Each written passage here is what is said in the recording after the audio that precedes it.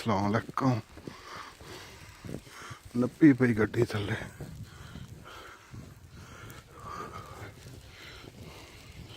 इत्थों बाहर ही निकल जावां तो चंगा है। बाहर का मतलब कि सड़क वाले पासे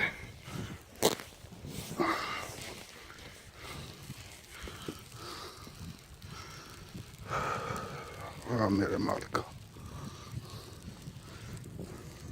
तेरी शान सरना अल्लाह रब है।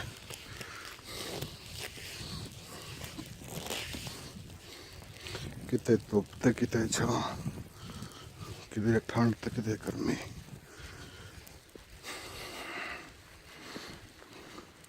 किते खुशी ते किते गमी। अल्हम्दुलिल्लाह हर हाल च अल्लाह ताला दा शुक्र।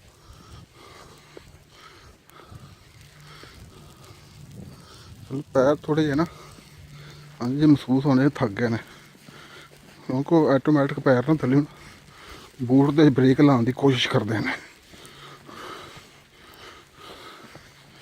उनकी वजह तो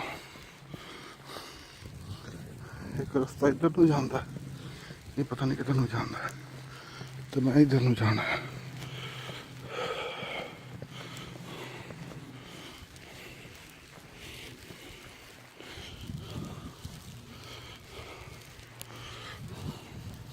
बहुत थोड़ी बर्फ पई है, थोड़ी जी तो नहीं।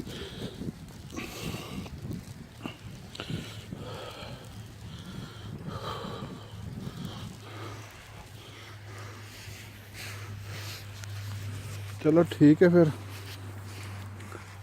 ओके अल्लाह हाफिज़।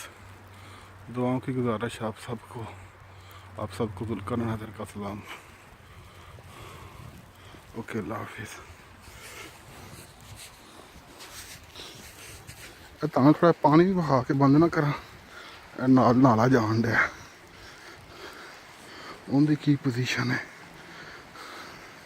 आवाज़ तो आ रही है, जम्मिया खैर नहीं होएगा जी आवाज़ आ रही है। पार्क है छोटा जिहा बच्चों का, पार्किंग।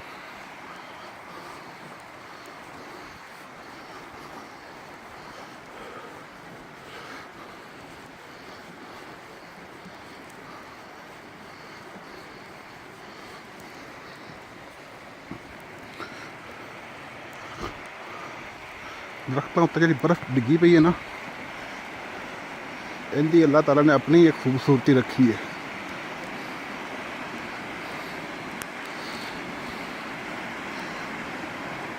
जेह्ड़े ठंड च रहिंदे ने बर्फबारी च, वो कहंदे ने कि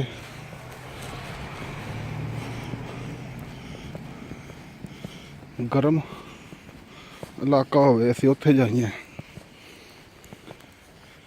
ते जेह्ड़े गर्म इलाके च रहिंदे ने वो कहंदे ने कि असीं ठंडे इलाके च होइए तो क्या बात है।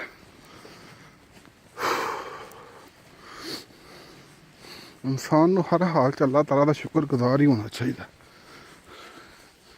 ठीक है, सारे नाल वड्डा नाशुकरा इंसान ही है, पर उन्होंने अल्लाह ताला दा शुक्रगुजार होना चाहिए हर हाल च।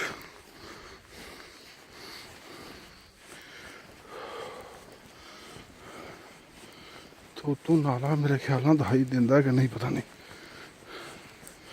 बर्फ भी वाहवा जम्मी पई राज। पिछे मैं दिखाना सी उत्थे बर्फ बड़ी सी, इत्थे भी बर्फ बड़ी है।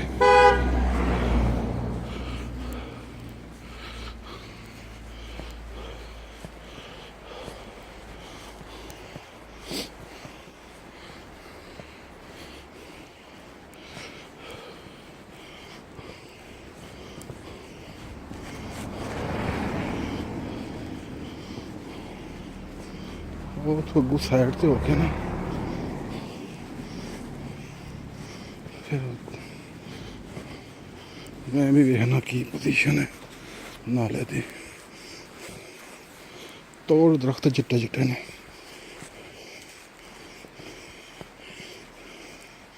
ਇਹ ਜੇ ਦਿਨ ਹੁੰਦਾ ਰੋਸ਼ਨੀ ਹੁੰਦੀ ਉਹਦਾ ਜ਼ਿਆਦਾ ਨਜ਼ਾਰਾ ਸੀ। ਅਲਹਮਦੁਲਿਲਾ ਘਾਟੇ ਵੀ ਨੇ, ਸ਼ੁਕਰ ਅੱਲਾਹ ਤਾਲਾ ਦਾ।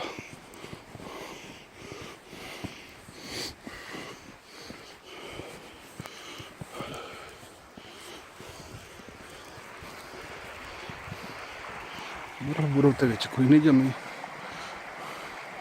ਸਾਈਡਾਂ ਤਾਂ ਥੋੜੀ ਥੋੜੀ ਹੈਗੀ ਹੈ।